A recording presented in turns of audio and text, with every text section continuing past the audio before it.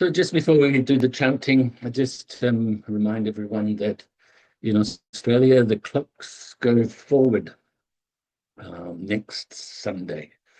Of course, in England, that's not good news. It means you've got to get up an hour earlier and 2 hours earlier when yours go back. But yeah, so it's happening, I think it's the 5th, if I'm right, something like that. So next Sunday, early morning Sunday. And we lose an hour sleep, whatever that means. It's interesting, isn't it, the daylight savings? Daylight savings or not daylight savings, it only happens in the southern and northern hemisphere, not around the equator, because time doesn't change that much in the sense of when the sun comes up, goes down, and so forth.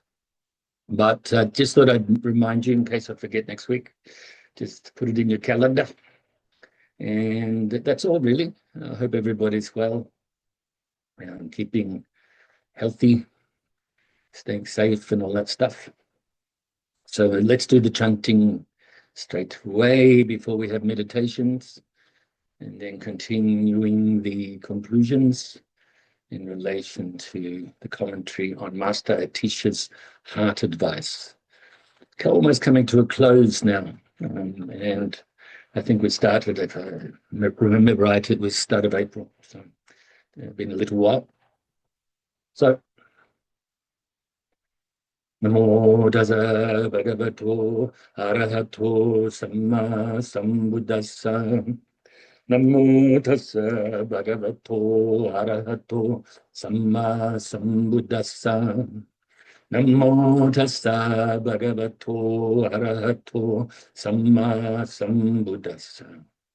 Buddham saranam gacchami, Dhammam saranam gacchami, Sangham saranam gacchami, Dutiyampi Buddham saranam gacchami, Dutiyampi Dhammam saranam gacchami, Dutiyampi Sangham saranam gacchami, Dutiyampi Buddham saranam gacchami, Dutiyampi Dhammam saranam gacchami, Dutiyampi Sangham saranam gacchami. Namo Buddhaya, Namo Dharmaya, Namo Sanghaya. Namo Buddhaya, Namo Dharmaya, Namo Sanghaya. Namo Buddhaya, Namo Dharmaya, Namo Sanghaya. I take refuge until I am enlightened in the Buddha, the Dharma, and the Sangha through the positive potential I create by practicing the 6 paramitas. May I soon attain enlightenment in order to benefit all sentient beings. I take refuge until I am enlightened in the Buddha, the Dharma, and the Sangha through the positive potential I create by practicing the 6 paramitas. May I soon attain enlightenment in order to benefit all sentient beings. I take refuge until I am enlightened in the Buddha, the Dharma, and the Sangha through the positive potential I create by practicing the 6 paramitas. May I soon attain enlightenment in order to benefit all sentient beings. May all sentient beings have happiness and its causes. May they be free from suffering and its causes. May they never be parted from the happiness beyond suffering. May they abide in equanimity, free of bias, attachment to the near, and aversion from the far. I shall cause this. Great compassionate Buddha, please inspire me to be able to do so. Reverently I prostrate with my body, speech, and mind, and present clouds of every types of offerings, actual and mentally transformed. I confess all of my negative actions accumulated since beginningless time, and rejoice in all the virtues of all holy and ordinary beings. Please remain until cyclic existence ends, and turn the wheel of Dharma for all sentient beings. I dedicate the virtues of myself and others to the great enlightenment. However innumerable all sentient beings are, I vow to save them all. However inexhaustible my delusions are, I vow to extinguish them all. However immeasurable the Dharma teachings are, about to master them all. However endless the Buddhist way is, about to follow it completely. Om Mani Padme Hum. Om Mani Padme Hum. Om Mani Padme Hum. Tayata Gati Gati Parasangati Bodhisattva. Tayata Gati Gati Parasangati Bodhisattva. Tayata Gati Gati Parasangati Bodhisattva. So now just about time for the meditation. Remember the chanting, it's there for multiple reasons, really. To absorb the mind with the teachings, for there are teachings therein, in the prayers or verses. Also to bring your mind inside your body, engaging your whole being, your physicality, including your body and your speech, and especially engaging the mind, training the mind. It's not just an exercise in sounding good, looking good, convincing yourself that you are fantastic. It's not an exercise in that. What it is it's an exercise in training the mind, utilizing the body and the speech. Okay, so the chanting, I think, is a very important practice. And even if it's just chanting a short mantra, it's good to know, just point out that it's good to know the meaning, the purpose of why it is you're chanting. If it is a short mantra, for instance, what is the purpose of that mantra? Of course, initially it's to train the mind, or tame the mind, train the mind, transform the mind, and eventually transcend the mind. And of course, it's good to know the meaning of the mantra, the short meaning, and then go into more details to know them. Not to cling to the details, cling to the meaning, but actually just to know that. So you first of all know the purpose of the practice, know how to practice and do the practice.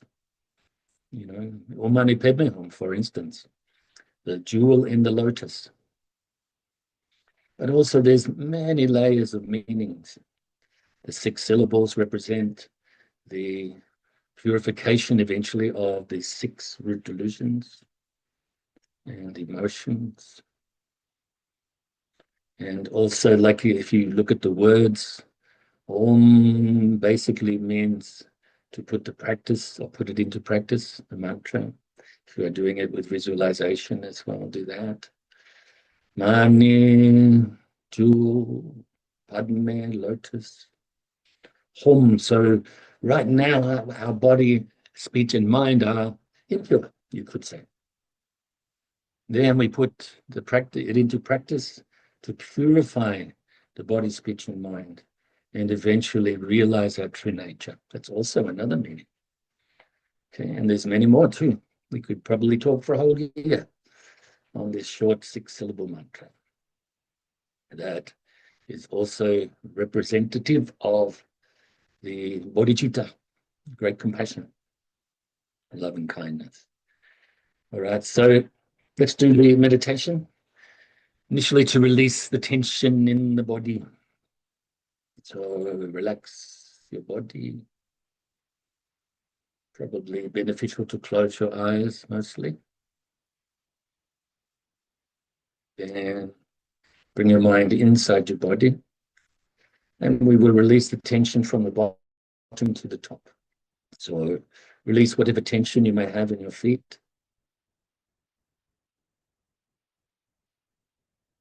Your lower legs. Your knees. upper legs, around your midsection, then up your upper torso. As you focus on specific areas, if there is any tension there, then release the tension. You can release just with your mind, or if you prefer and need to, then take a deep breath in and then a long breath out and release on the out breath. All the way up to your shoulders, and down to the tips of your fingers, and all around your neck, your head, including your face, of course, and eventually the crown of your head. Just a couple of little points. Make sure you're not clenching your jaw or frowning. And now scan the body briefly again from the bottom to the top. And if there's any leftover tension, release it.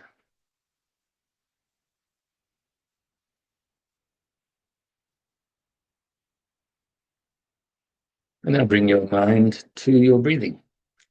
Initially the tip of your nose, and then follow the feeling of the breath as you breathe in and out your lungs, or into your lungs, then out your nose. Breathing in and breathing out. Past is gone, future's not here. Breathing in and out in the present moment.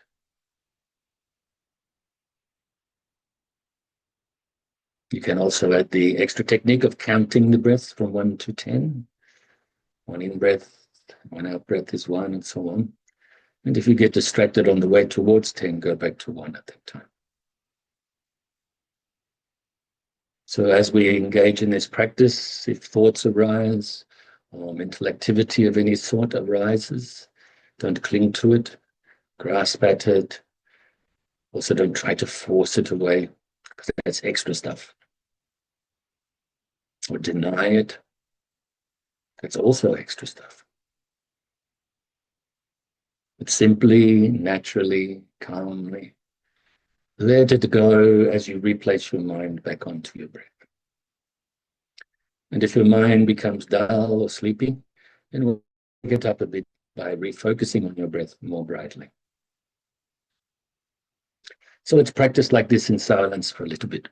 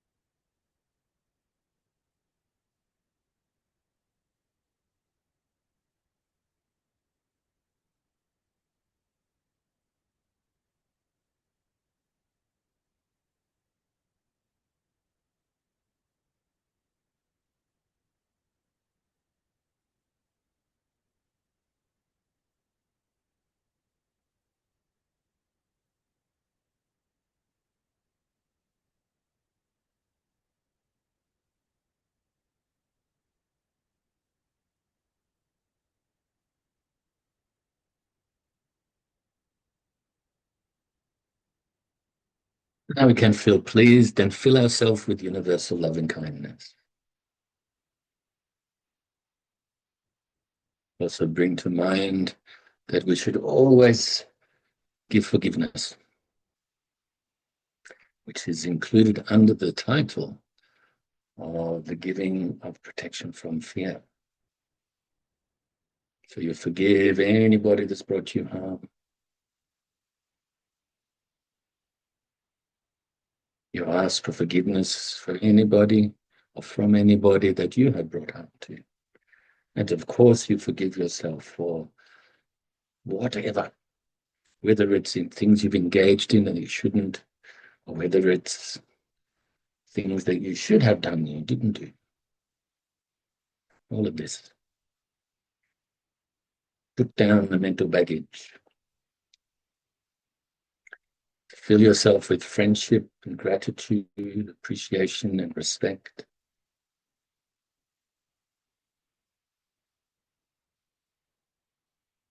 Utilizing the visualization technique of filling your whole being with the white light, which represents the universal loving kindness.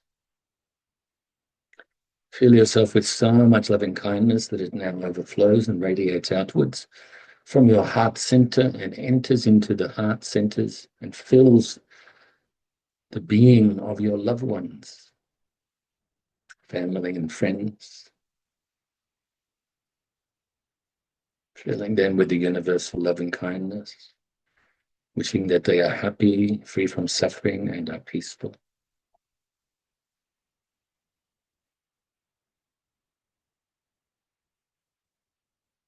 As we gradually increase the amount of people, living beings in front of us, that we are extending and radiating this loving kindness out to, now include strangers and do likewise.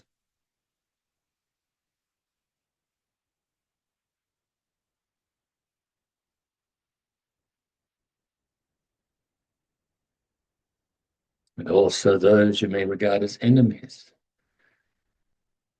May all of these people be happy, free from suffering, and be peaceful.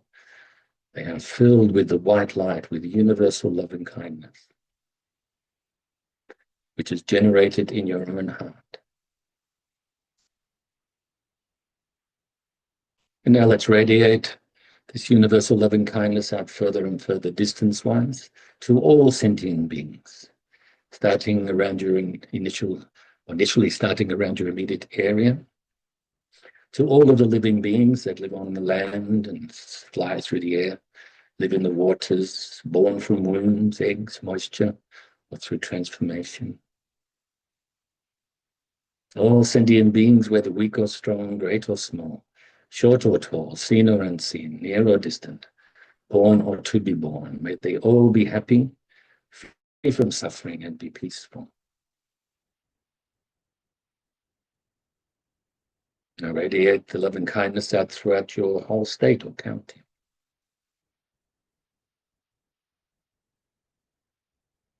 And all of the states and counties throughout your country.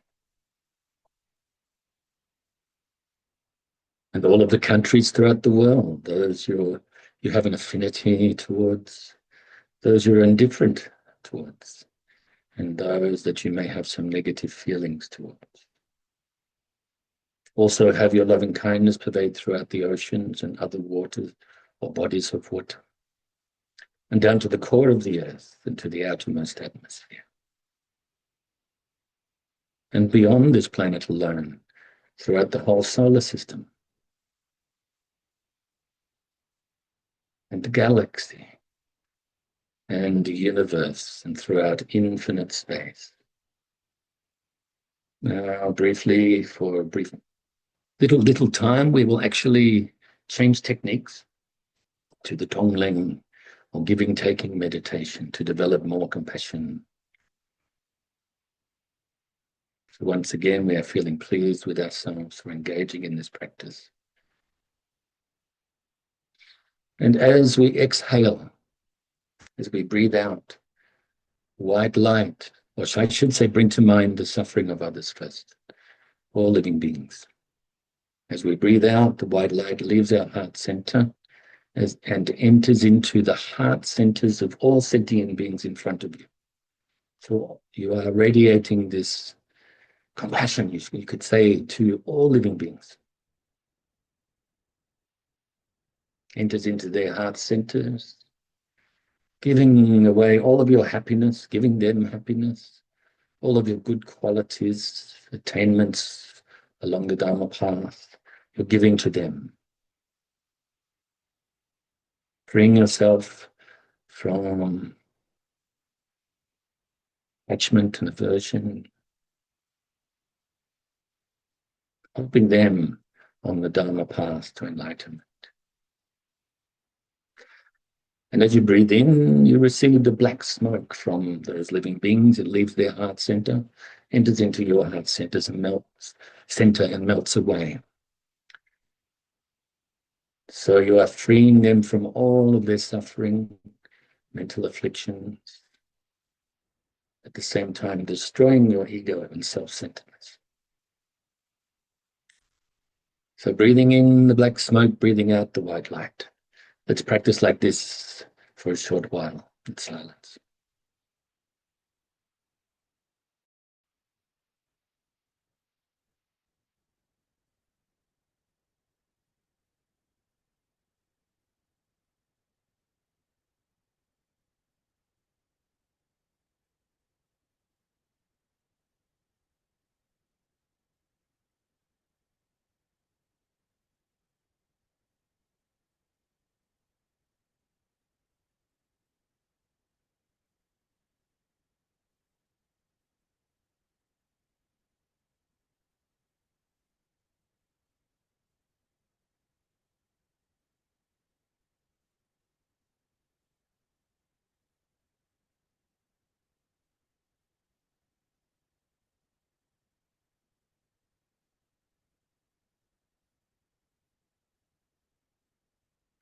So once again, rejoice in your practice, in your goodness, in the goodness of others. And let's do the dedication prayer. Due to this merit, may I soon attain the enlightened state of the Buddha, so that I may be able to liberate all sentient beings from their suffering. May the precious bodhicitta, not yet born, rise and grow. May that born have no decline, but increase forevermore. And may the precious view of shunyata, not yet born, rise and grow. May that born have no decline, but increase forevermore. So I was asked about some of my short cryptic teachings that actually have explanations for them, as you probably know. I was asked about them during the week, where I come up with these ideas, and my short answer was, I don't know. It just pops into my mind when people ask me questions or when I'm thinking about how to share the Dharma. But also,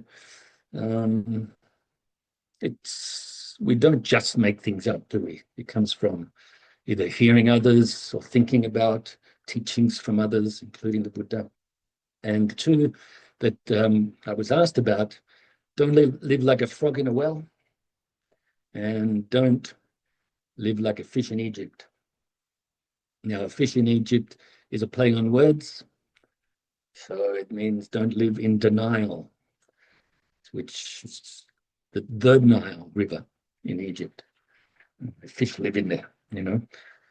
And the other one really is an embellishment of taken from the Buddhist teachings, teaching of the frog in the well. If the frog in the well, a very closed mind, you know, can't develop compassion down there by himself in the well, love and kindness, probably doesn't think there's anything else living apart from its food. So, not sure. I'm not a frog, so I can't tell you exactly. So, or a fish. So the frog in the well, obviously, the only reason you would go down into the well, in other words, become like the frog in the well, closed mind, selfish, not compassionate, and so on, is to help the frog be released from the well. Otherwise, don't be like the frog in the well. Have an open mind, be compassionate, loving, kind, humble, and so on. Okay, that's the short form answer.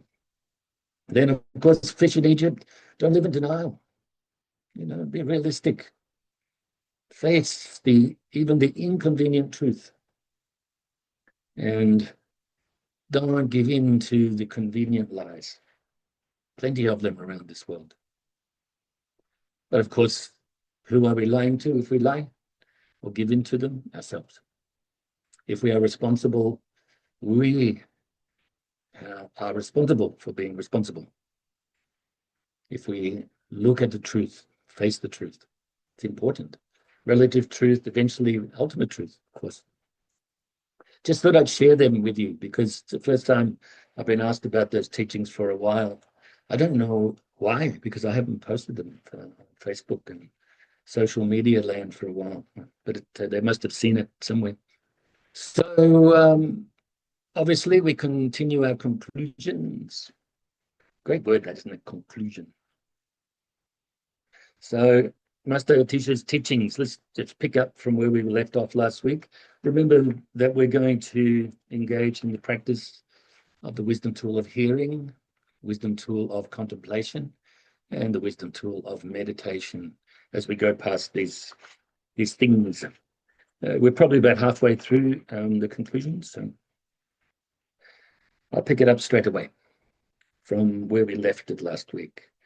Always keep, so this is now the wisdom of hearing, whether you keep your eyes open or closed, try to remain focused on hearing. Always keep a smiling face and a loving mind, and speak truthfully without malice. If you talk too much with little meaning, you will make mistakes. Therefore, speak in moderation, only when necessary. If you engage in many meaningless activities, your virtuous activities will degenerate. Therefore, stop activities that are not spiritual. It is completely meaningless to put effort into activities that have no essence. So now contemplate what it is you just heard. Whatever it is, I'll help you through the contemplation by giving you some points for keeping your eyes closed now so you can contemplate, because you don't need to contemplate the computer screen.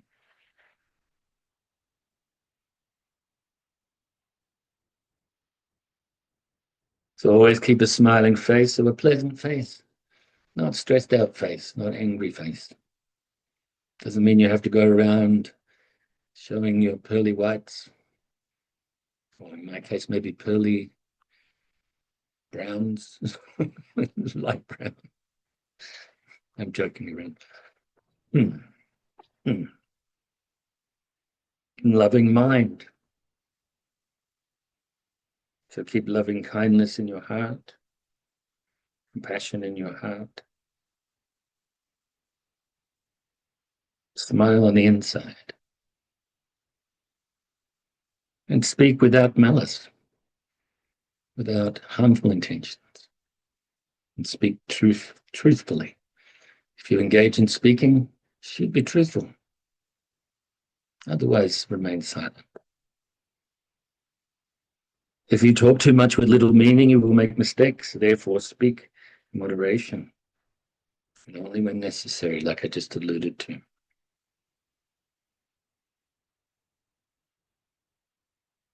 So avoid blah, blah, blah.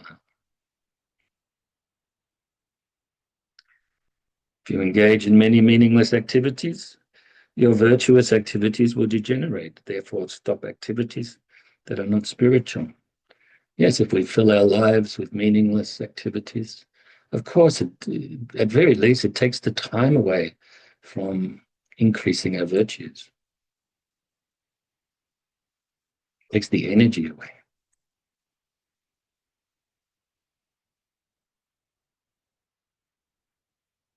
So we should engage in activities that have essence and practice the Dharma in all activities. So now engage in the wisdom tool of meditation or absorbing your mind with understanding.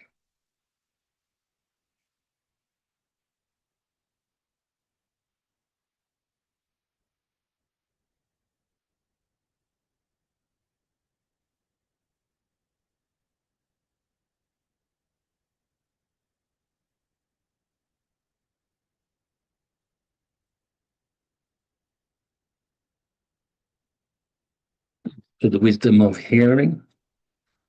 If the things you desire do not come, it is due to karma created long ago.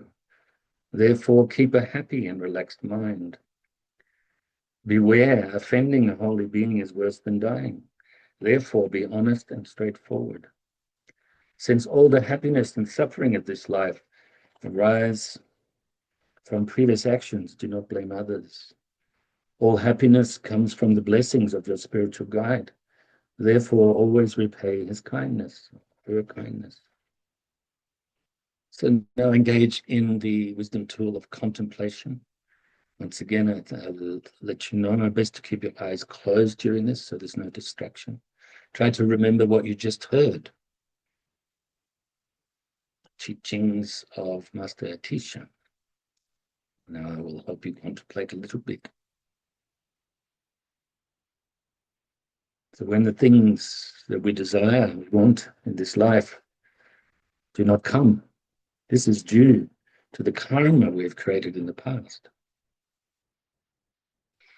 So we should do our best to keep a happy and relaxed, calm mind, even when we're experiencing difficulties or we're not getting what we want. Beware, offending a holy being is worse than dying. Therefore, be honest and straightforward. So don't offend the thought when you think of the Buddha.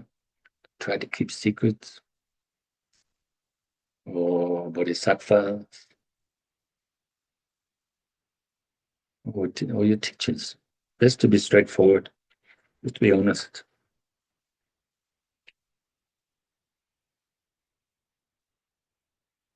Since all the happiness and suffering of this life arise from previous actions, do not blame others. Don't blame ourselves either. Just recognize the fact that we cause our existence. We cause all of our experiences, good, bad, and indifferent, by engaging in virtuous, non-virtuous, and neutral actions in the past. All happiness comes from the blessings of your spiritual guide. Therefore, always repay his kindness or her kindness. So whenever you learn from your teacher, especially the Buddha, the great masters throughout the ages, really appreciate this. Put the teachings into practice. This is kind of repaying their kindness. It's the best way to repay the kindness is to actually put the teachings into practice.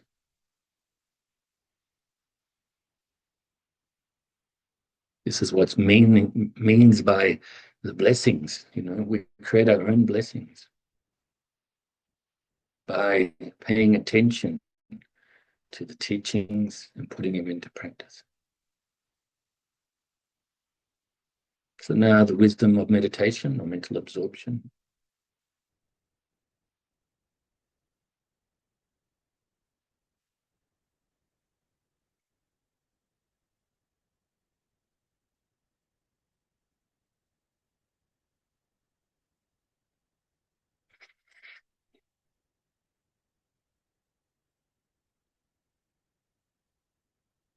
Now back to the wisdom of hearing.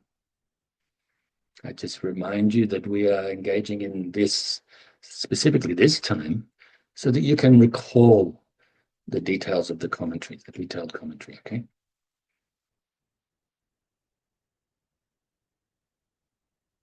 Since you cannot tame the minds of others until you have tamed your own, begin by taming your own mind. Since you will definitely have to depart without the wealth you have accumulated, do not accumulate negativity for the sake of wealth. To contemplate these couple of lines. So we must tame our mind. And then we can help others.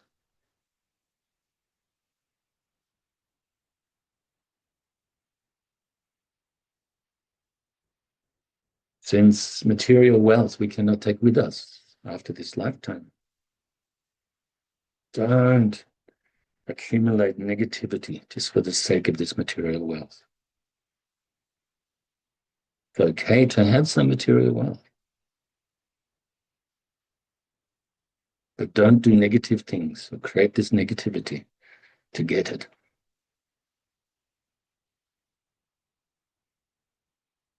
Now engage in the wisdom tool of meditation.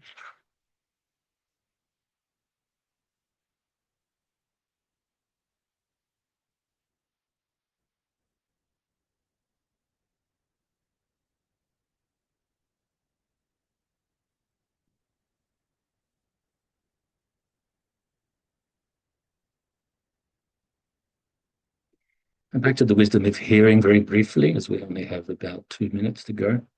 Now we're up to the part that we spent a fair bit of time recently on, which corresponds to the 6 paramitas, the 6 perfections. So the first line says, distracting enjoyments have no essence. Therefore, sincerely practice giving. So practice the perfection or paramita of generosity, or dana paramita. The giving of material aid, of the protection from fear, and the giving of the Dharma. Mentioned before as well, the giving of forgiveness is included under the second one, which is the protection from fear.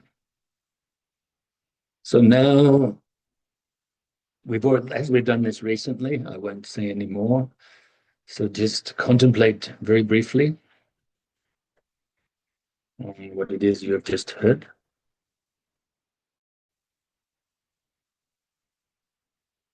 And absorb your mind with this teaching on the perfection of generosity.